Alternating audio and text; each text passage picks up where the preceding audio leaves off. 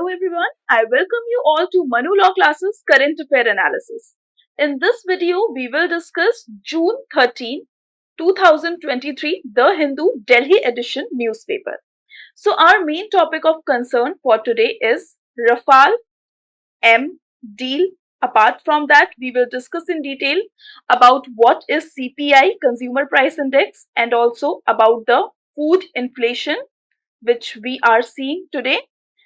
Apart from that, we will discuss about section 144 of CRPC, which has been imposed near the Yamuna river area. And apart from that, we will discuss about the Lokmanya Bal Gangadhar Tilak and also about the Komagata Maru incidents. Okay. And we also have news coming in from South China Sea and also from the NRF or the National Research Foundation. So these are our topic of concern which we will discuss today. So first, we will discuss about the June inflation, which is quickening to 4.8% as the food prices climb. So here basically the inflation is rising because of the rise in the food prices. This particular article is dealt in detail in the later editorial section. So we will discuss this whole article there only. Apart from that, what is important news from today's front paper is that big ticket defense deals likely during the PM Paris visit. As we know, our Prime Minister Narendra Modi, he has been invited to France for the parade, Bessel parade, and here basically there will be a strategic partnership which will hit India and France ties. So here basically there will be a kind of strategic partnership related to defense and related to the Rafale MD. So please remember the name Rafale MD. Here there will be a 26 new Rafale fighter jet that will come to India and India will buy it from France. Okay. So this is an important news. Moving further toward our next important topic of concern is that the Yamuna has recorded 60-year highest level. Okay. So this was in news and that's the reason that there has been section 144 which has been imposed in the flood affected area and there is no selfie allowed near the river. Now we will first discuss about what is section 1. What is section 144? Now talking about section 144, it is basically meant for emergency situations. Okay, to deal with the emergency situation, section 144 is usually imposed. And who impose it? Basically the district magistrate. He has the authority to impose section 144 in the area, and also any other executive magistrate can also declare section 144. Okay, so this is about section 144.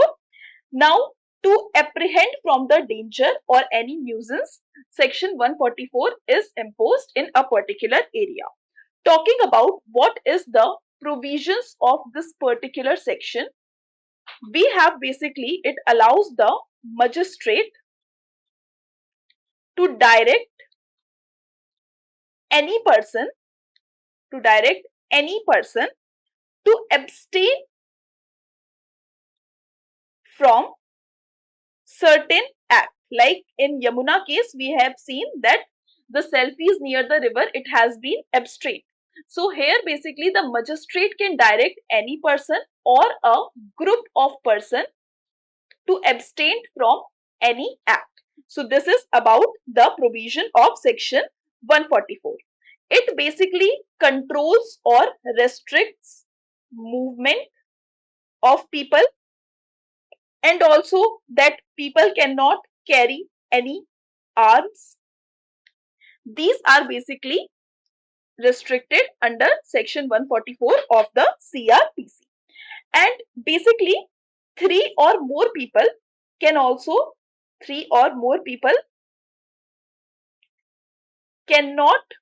assemble in any area where section 144 has been imposed.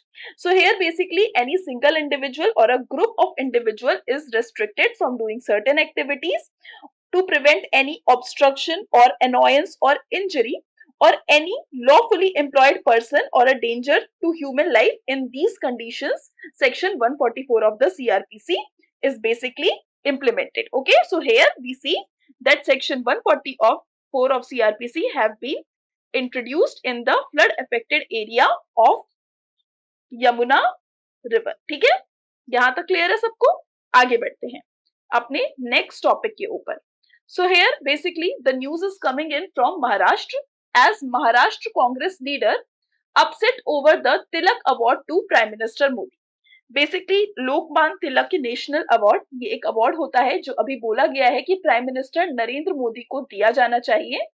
But Maharashtra में जो opposition है कांग्रेस की, they are opposing, क्योंकि ये नहीं समझते कि mister Modi का जो आइडिया है वो तिलक के आइडिया के साथ मैच करता है. So that's why they are basically opposing that Lokmanya Tilak Award should not be given to Narendra Modi or our Prime Minister Narendra Modi.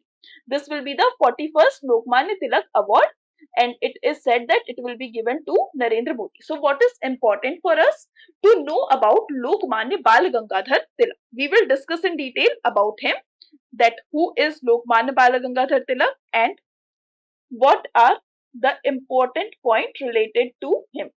Lokmanya Bal Gangadhar Tilak. He was basically born on July 23, 1856. He was born on July 23, 1856 in Ratnagiri district or Ratnagiri area of Maharashtra. Okay.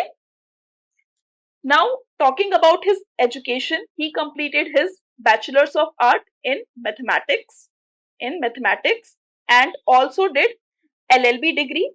So he was basically a very intelligent person, a very literate person, well-read person, and he was influenced by the Western thoughts. Okay, he was influenced by the Western thoughts of metaphysics and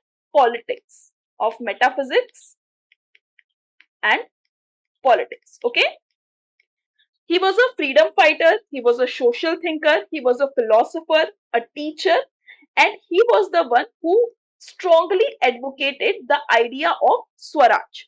So basically, he was conferred with the title of Lokmanya, which means that he is respectable or he is acceptable by the people. He got this title and he called Mahatma Gandhi as the maker of modern India. Note down all these points because these are your static aspects which I am covering in current affairs. Okay, the maker of modern India. Okay, now he died in 1920. In 1920, he died in Bombay. Talking about his significant contribution in politics, so Lokmanya Bal Gangadhar Tilak joined Congress in 1890s. Okay, in 1890s, Lokmanya Bal Gangadhar Tilak joined Indian National Congress. You might have heard about this term Lal Bal Pal. So here he was the Bal or he was one who was said the Bal. Okay, so यहाँ पे ये जो trumpet था ये लाला लाजपत राय का था, बाल गंगाधर तिलक का था और इसके अलावा बिपिन चंद्र पाल का था. तो ये बहुत कॉमन नेम थे because they were having a common idea with regard to the Swadesi movement and that's why this particular name was very popular. और ये जो ट्रायो थे they participated against the Bengal partition. Okay, they participated against the Bengal partition and they participated in the Swadesi movement. So here basically you also know one more fact about Bal Gangadhar Tilak, that he was the person who was arrested in charge of sedition. Okay, sedition के charge में तिलक को arrest किया गया था 1908 में और इनको impression कहाँ किया गया था, कहाँ पे इनको जेल में रखा गया था? इन मलाय मंडलाय Burma. Okay, he was imprisoned here. So basically, Tilak was involved in also a movement called Home Rule League movement. He was involved in this movement also, and he also joined. Basically, there was two type of Home Rule League movement. One was dominated by Annie Besant, and second was dominated by Tilak. So basically, they were different, but he also joined Annie Besant Home Rule League movement. In 1916, in the year of 1916, he basically concluded the Lucknow Pact.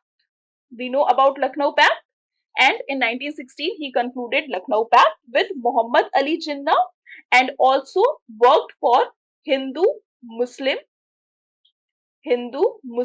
unity. Okay. In 1918 he basically visited.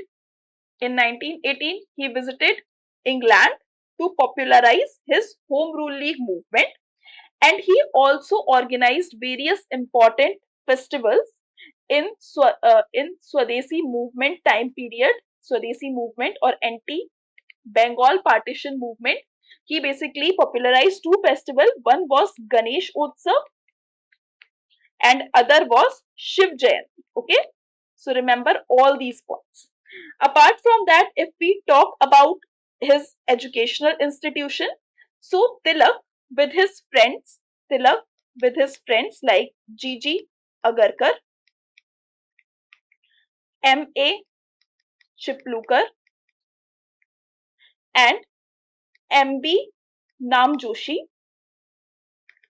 So with them, he basically started a new school in Pune.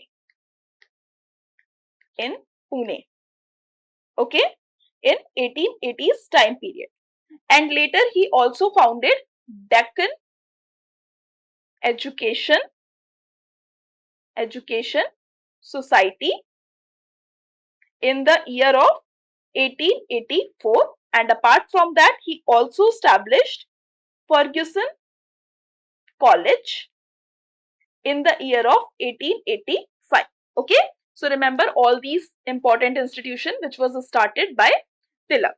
Apart from that, if we talk about his writings, so he basically published two weeklies named Kesari. It was published in Marathi language or Maratha language. Apart from that, he also published Maharatta, which was published in English language. And they basically, these two weeklies criticized the British government policies. He also published a book named The Orient. Okay, he also published that, The Orient, or the Researches into the Antiquities of Vedas. Researches into the Antiquities of Vedas. And he also published a book named The Arctic Home of Vedas. Okay, so these are the important book which was published by Lokmanya Bal Gangadhar Tilak. And in the Mandalay jail in Burma, he wrote his magnum opus Srimad Bhagavad Gita. Okay, Srimad Bhagavad Gita Rahasya. When he was in his jail or imprisonment in Burma, so he wrote this particular book, and it was basically Srimad Bhagavad Gita is a sacred book, and he talked about various like how to ensure that these qualities are there in human life. Okay, so this is about Lokmanya Bal Gangadhar Tilak. Just write down all these important points. Moving further toward our next important article that is coming in from our editorial section. Here basically the article is written by Shashi Tharoor and he is basically talking about an incident. अभी कुछ दिन पहले ही हमने देखा था कि Netherlands बहुत सारे आर्टिफैक्ट्स जो उन्होंने अपने कॉलोनियल टाइम पीरियड में इंडोनेशिया और श्रीलंका से लिए थे उनको ये वापस कर रहे हैं. So यहाँ पे basically the author Shashi Tharoor he is saying that जो नीदरलैंड का ये स्टेप है, it is a very noble step, but talking about India and England relationship और इंडिया और इंग्लैंड के बीच में जो कॉलोनियल रिलेशनशिप था, जैसे इंग्लैंड में एल्गिन मार्बल जो कि आपका एक ग्रीक मार्बल है और ये लॉर्ड एल्गिन के टाइम पे था, तो वहां से इन्होंने लिया था, इंग्लैंड ने लिया था जब जिस टाइम पे इन्होंने इसे कॉलोनी बनाई थी। उसके अलावा रोजेटा स्टोन ये इजिप्ट से लिया था, और the most famous Kohinoor diamond, it was taken from India. So all these things are placed in the British or England Museum. So here basically the author is saying ki it's okay, like if you will return it then also it's good, but if you will even don't return it, so you should have a feeling of atonement, प्रायश्चित की एक feeling होनी चाहिए, क्योंकि बहुत सारे ऐसे incidents थे जैसे Jallianwala Bagh मैसाकर। Apart from that हमारा इकोनॉमिक ड्रेन किया गया था when colonial power was there. So all these cannot be just like satisfied by returning all these antiquities. So here the author is saying that he is basically mentioning an event where Justin Trudeau, we know Canada Prime Minister Justin Trudeau, he basically what he did, he said sorry to India for the Komagata Maru incidents. So the author is mentioning this particular incident and saying that Britishers should learn from this and they should have a feeling of atonement. So what is important for us to know is about the Komagata Maru incidents. We will discuss briefly about this incident because it is mentioned in the editorial section. So we will discuss about Komagata Maru incidents, what was it, and we will talk about it. Basically, in May 1914, a Japanese steamship sailed from Hong Kong to Vancouver, which is in Canada. Okay, it is in Canada. So here basically it was traveling from Hong Kong to Vancouver via Japan, and it was carrying 376 passengers, and all of whom were basically Punjabi immigrants. They were Punjabi immigrants. Only 24 of them out of these 376, only 24 of them were allowed to enter Canada or Vancouver, and others were basically returned. They were not allowed. And at that time, Canada had a strict law prohibiting Asian migrant to enter into the country. So they were having such a strict law, and that's why they only allowed 24% to come to Vancouver, and they returned all the other passengers. So all these 352 passengers were escorted out of the dock by the Canadian military personnel, and they were forced to sail back to India. वापस India जाने के लिए इनको कह दिया गया. Now the ship from Vancouver came to Calcutta port, और यहाँ पे बेसिकली ब्रिटिश फोर्स बहुत ज्यादा उस टाइम पे, मतलब because of the Ghadar movement और and all these things, Britishers जो थे वो पंजाबीज को थोड़ा शक की निगाहों से देख रहे थे, और इसीलिए बेसिकली उन्होंने अलाउ नहीं किया कि कैलकटा से, ये जो कैलकटा में आपका कोमागाटा मारू शिप आया था, इसको कैलकटा में इन इंडियंस को वापस आने दिया जाए. So here basically these all other passengers, they were thought to be the lawbreaker and the political activist, and basically the government or the police tried to arrest them, and in this protest many of them were killed. So basically this was the case that Justin Trudeau apologized and he said that this was a very bad event, this should not have happened in history. So this is the same thing, this is the kind of gesture which we want from Britain, that they should also apologize or they should have a feeling of atonement in order to do justice, or in order to just apologize or show a great gesture so that we can forgive them. Okay, so this was about this particular article. Now moving further toward our next important article, that is basically talking about South China Sea issue or dispute. So here basically we know that in the fifth meeting of the Philippines-India Joint Commission on Bilateral Cooperation in New Delhi on June 29, there will be a talk between the two external ministers, the S. Jaishankar from India side and his counterpart, the Enrique Manalo. Okay, so ये आपका मैनिला में होगा और यहाँ पे basically ये जो meeting है it is very important to boost the cooperation between the coast guard of the two countries, acquisition of the naval asset by the Manila under the concessional line of credit from Delhi, expansion of training and joint exercises on the maritime security and disaster responses, and commencing a maritime dialogue. These are something where we will have a talk with Philippines or Manila. Okay? तो यहाँ पे ये सारे important points हैं, इसको लिख लीजिए. इसके अलावा there will also be some important partnership which we will do with the Philippines. And here basically the government said we know about the 2016 or 2016 UN clause arbitral award of South China Sea. Basically ये incidents क्या था?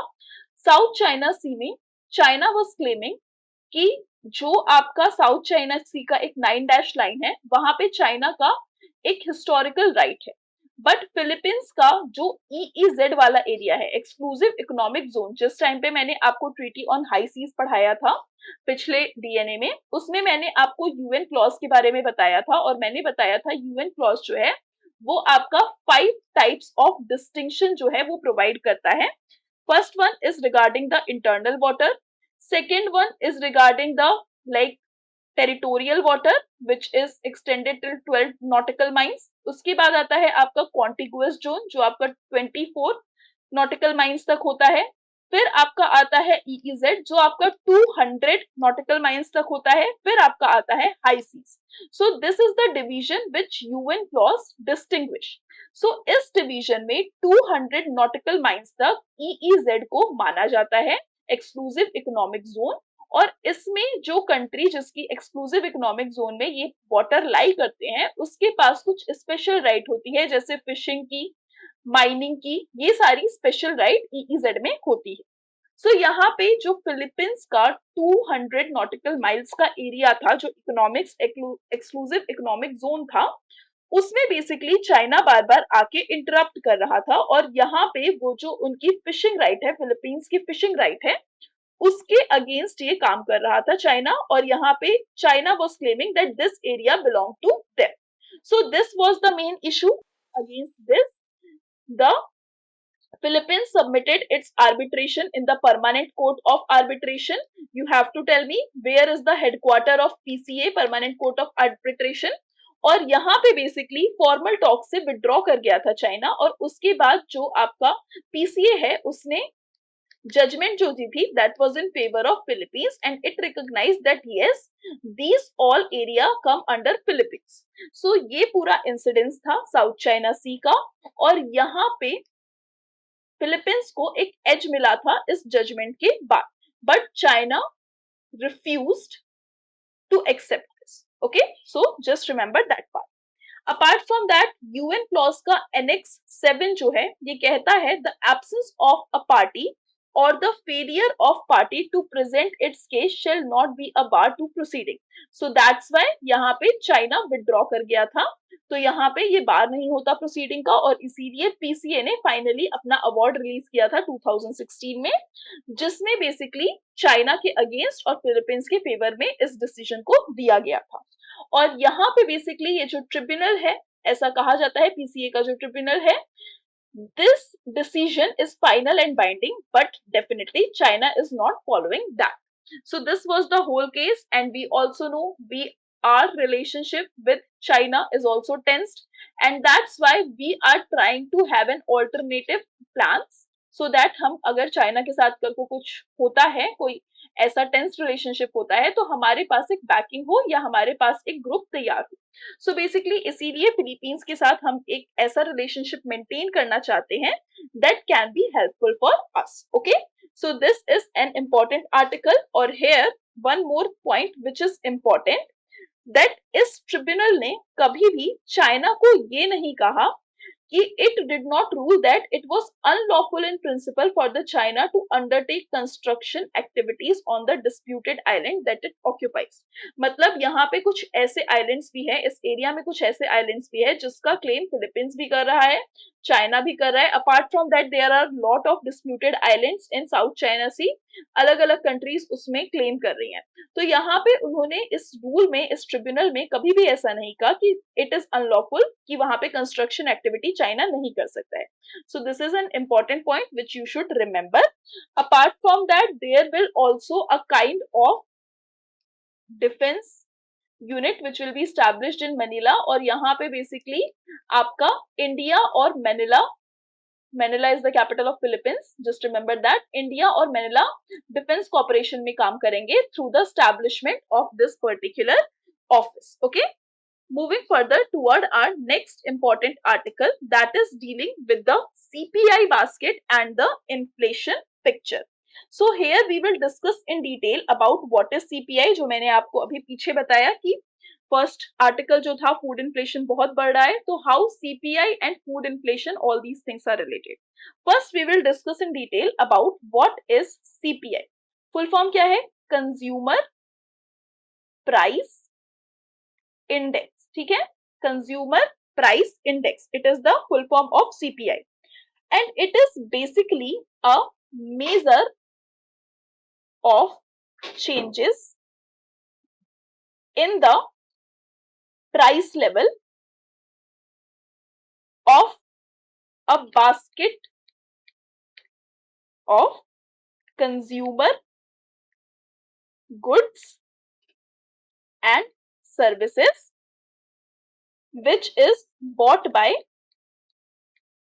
Households. मतलब household consumption में जो goods और services use होती हैं तो उनके प्राइसेस में कितना चेंज आया है, that is what CPI measures. और यहाँ पे एक बहुत बड़ा सा बास्केट ऑफ गुड होता है और यहाँ पे इसका सीपीआई का कैलकुलेशन जो होता है it is basically using the rate of samples of representative objects. Okay, अब यहाँ पे जो भी आपका प्राइस लेवल में कंज्यूमर लेवल पे चेंज होगा वो आपका सीपीआई मेजर करेगा. फॉर्मूला क्या है सीपीआई कैलकुलेट करने का? Just write down the formula. CPI calculate करने का फॉर्मूला है cost of market basket in a given year divided by the cost of market basket in base year. ठीक है, cross 100.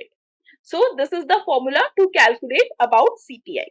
And CPI basically tracks changes in the retail prices of the goods or services which are basically purchased by the household. For example, अभी हम देख रहे हैं दो हमारा food grain का जो दाम है वो ठीक ठाक है और वो कम हो गया है, बट जो हमारी डेली नेसेसिटी की चीजें हैं जैसे कि टमाटर हो गया, इन सब का दाम बढ़ रहा है.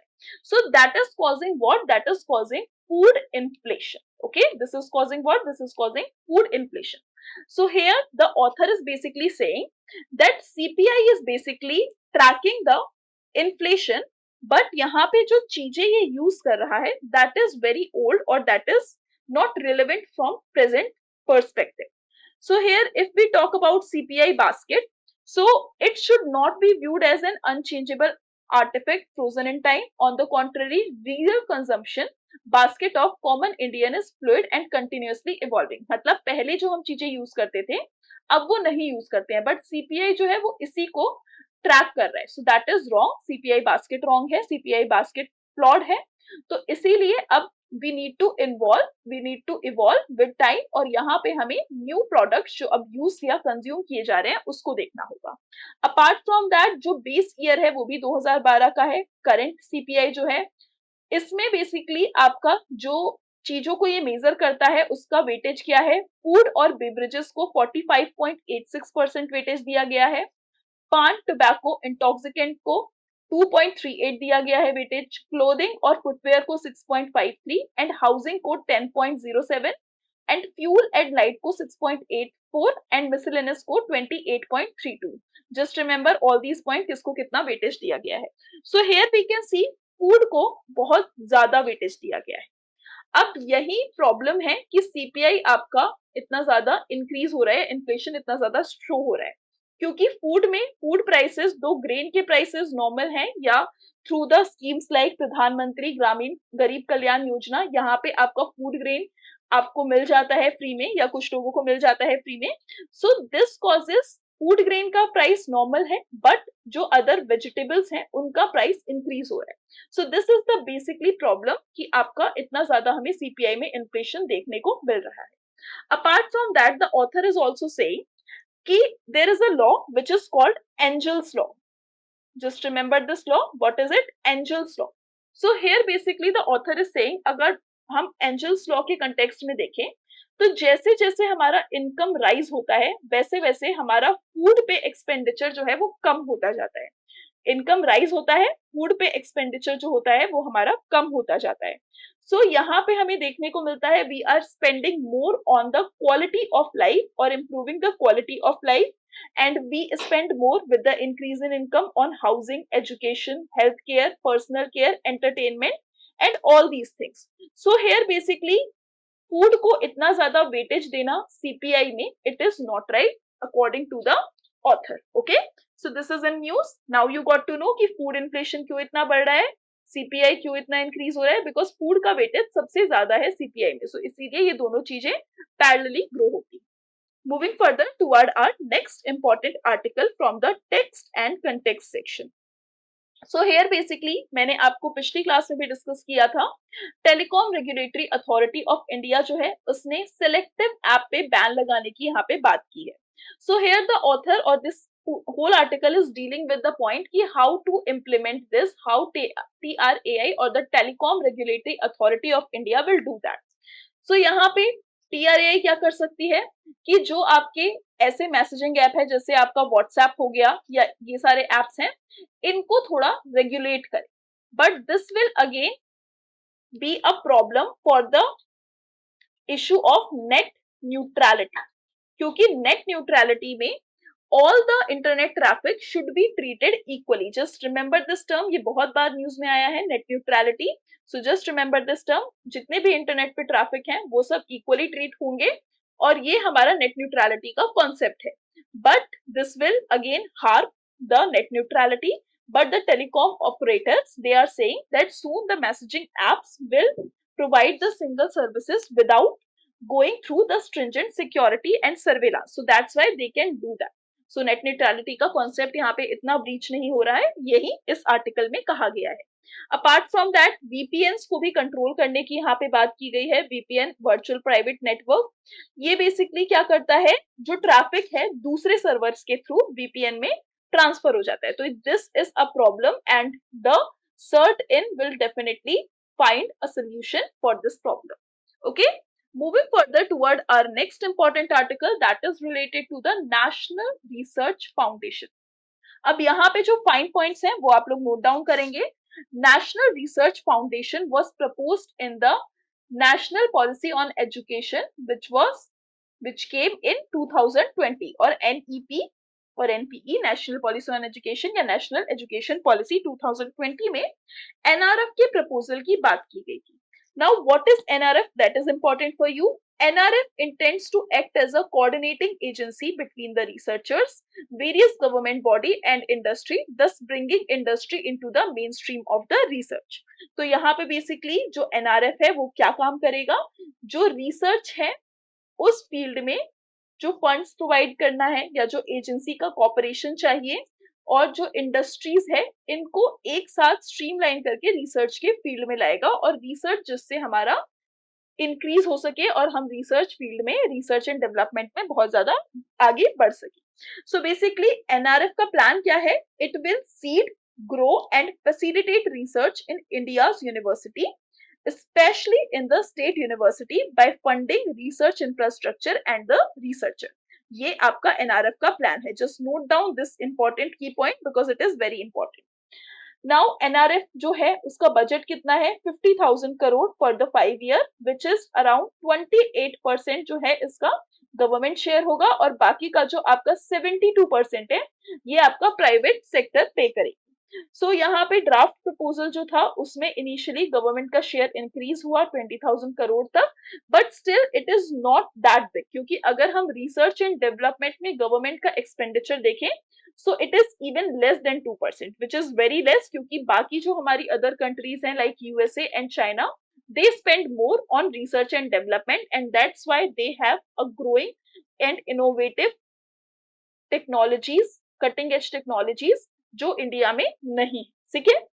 उसके बाद जो एनआरएफ है वो आपका ईज ऑफ डूइंग साइंस को फैसिलिटेट करेगा, सो दैट लाइक अगर कोई इंडस्ट्री है अगर वो आपका पार्टिसिपेट कर रही है तो इंडस्ट्री रिलेटेड जो प्रॉब्लम है या आपका मार्केट रिलेटेड जो प्रॉब्लम है वो भी आपकी यहाँ पे इंक्रीज होगी, और साथ में यहाँ पे जो आपका फंडिंग है वो भी प्रोवाइड किया जाएगा रिसर्चर्स को। But the problem is about the framework कि कैसे यहाँ पे इम्प्लीमेंट किया जाएगा। जैसे फॉर एग्जाम्पल यहाँ पे कहा गया है कि बजट तो दिया जाएगा बट इट विल रिक्वायर, जो ड्राफ्ट होगा उसमें ही 6 महीने लगेंगे, उसके बाद फंड्स को मिलने में 6 महीने लगेंगे या उससे ज्यादा लगेंगे। तो इसीलिए फाइनेंशियल क्लियरेंस, उसके अलावा पेपर वर्क या फाइनेंस रिलेटेड क्वेरीज जो हैं, इन सब के कारण जो आपका फंड है उसके डिसबर्समेंट में थोड़ा डिले हो सकता है। So this is about this important article. What is NRF, you should know that. Apart from that you should also know what is NEP and comment it out in comment box that NEP के chairperson कौन थे, who was the chairman और chairperson of this particular committee, NEP committee. Okay, moving further toward our next important article from international relation, and here we will discuss in detail about the North Korea fires new missile in response to the US military activity. So here basically North Korea fired its first intercontinental ballistic missile in 3 months, and definitely it drew attention and it drew response from the US military activity. So just remember, ये important incidents है. Apart from that, NASA celebrates Webb telescope anniversary with its new image. So you should study more about Webb space telescope, okay? And just remember, NASA से associated है Webb space telescope, okay? So this is an important news. Apart from that, one important news from the nation, that is Supreme Court gets 2 new judges.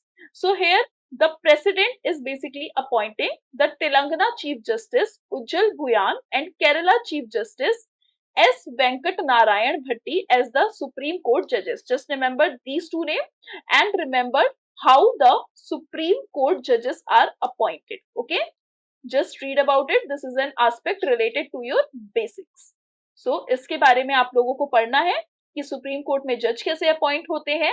अगर हम president की बात करें, जो ये 2 नए अपॉइंटमेंट हुए हैं, इसके चलते जो जुडिशियल स्ट्रेंथ है कोर्ट का, it will be increase to 33 and there will be only 1 vacancy. Justice Bhuyan की अगर हम बात करें तो he has been appointed as the जज of Guwahati high court in October 17, 2011, and he has been serving the Telangana High Court, and apart from that now he is being appointed as the Supreme Court judge, and also Bhatti is basically appointed as the judge of Andhra Pradesh High Court in 2013, and later on the collegium has explained its choice for the Justice Bhatti, और यहाँ पे इनको basically supreme court का जज बनाया गया है. So you just have to learn about collegium, what is collegium and how Supreme Court judge is appointed. So this is all for today. I hope you like this session. If you like this session, then definitely like and subscribe to our channel and share it with your friends. Thank you. Stay tuned with Manu Law Classes.